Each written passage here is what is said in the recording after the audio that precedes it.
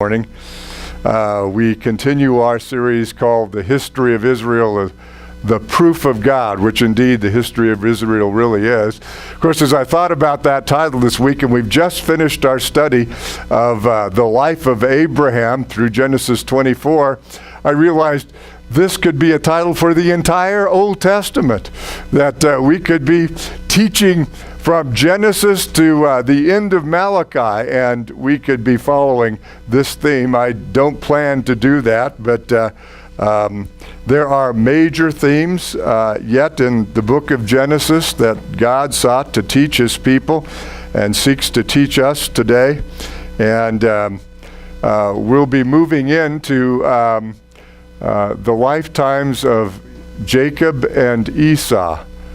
We talked last week, of course, about the very interesting circumstances that led to the marriage of Isaac and Rebekah, the priority of godly parents to bring about a godly offspring to the descendants of Abraham, if God would fulfill all those promises that he made to Abraham. And remember, as we're talking about Genesis here, from chapter 11 on, the theme has to do with basically those promises or blessings that were promised to Abraham on account of his obedient faith. Those promises were made primarily beginning in Genesis 12, 1 through 3, and among them were to make Abraham a great nation. And more than that, that great nation would be the source of blessing to all the nations of the earth, and ultimately that has been fulfilled in that great descendant that has come through Abraham's descendants, Jesus Christ, the righteous one, who has granted salvation to all who would come to faith in him. But so as we move on, we've got to keep in mind that God in Genesis is about fulfilling those promises to Abraham's descendants. And we're moving into the story of Esau and Jacob. And as we do, a question that we need to constantly be asking as we go through the book of Genesis or parts of it is we need to stand back and check out the big picture. What was God saying in each of these people's lives and their experiences, which he sovereignly brought about in the book of Genesis? These are the patriarchs of Israel. What was he trying to establish for all of Abraham's descendants after them? After these people, to understand about how to have a right relationship with God, how to be blessed as Abraham and these people were. Remember, we're talking about the patriarchs of the Jewish nation. They were Abraham, and then they were Isaac, and then they were Jacob, and then the 12 sons of Jacob.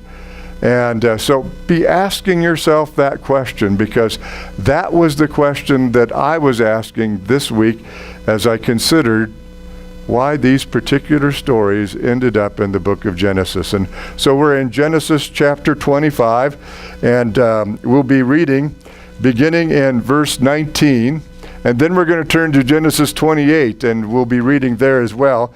But we'll read first from Genesis 25, verse 19, through Genesis 25, verse 34, the end of the chapter. Now these are the records of the generations of Isaac, Abraham's son. Abraham became the father of Isaac, and Isaac was 40 years old when he took Rebekah, the daughter of Bethuel, the Aramean of Paddan Aram, the sister of Laban the Aramean, to be his wife.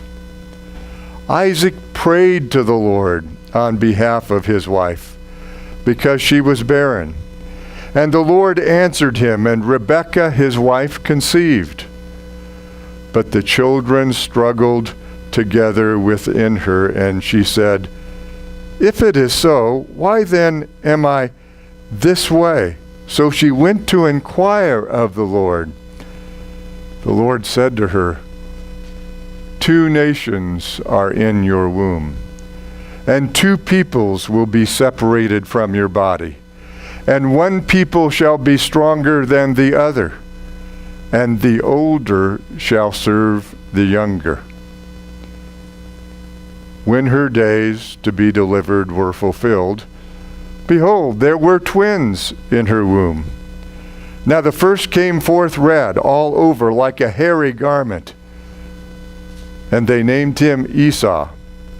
Afterward his brother came forth with his hand holding on to Esau's heel. So his name was called Jacob. And Isaac was 60 years old when she gave birth to them. When the boys grew up, Esau became a skillful hunter, a man of the field. But Jacob was a peaceful man, living in tents. Now Isaac loved Esau because he had a taste for game, but Rebekah loved Jacob. When Jacob had cooked stew, Esau came in from the field, and he was famished. And Esau said to Jacob, "Please let me have a swallow of that red stuff there, for I am famished." Therefore his name was called Edom. But Jacob said, "First, sell me your birthright." Esau said, "Behold, I'm about to die, so of what use then is the birthright to me?" And Jacob said, "First, swear to me." So he swore to him and sold his birthright to Jacob. Then Jacob gave Esau bread and lentil stew, and he ate and he drank, and rose and went on his way. Thus Esau despised his birthright.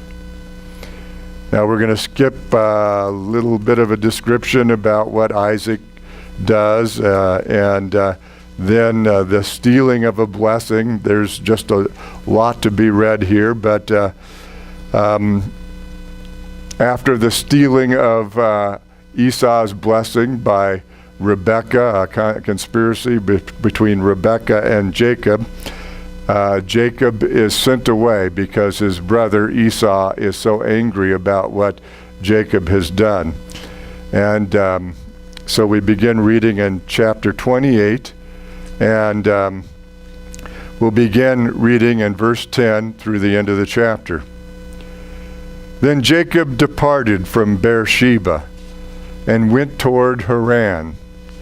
He came to a certain place, and he spent the night there, because the sun had set. And he took one of the stones of the place and put it under his head and lay down in that place. He had a dream, and behold, a ladder was set on the earth, with its top reaching to heaven. And behold, the angels of God were ascending and descending on it. And behold, the Lord stood above it and said, "I am the Lord, the God of your father Abraham, and the God of Isaac. The land on which you lie, I will give it to you and to your descendants. Your descendants will also be like the dust of the earth, and you will spread out to the west and to the east and to the north and to the south. And in you and in your descendants shall all the families of the earth be blessed.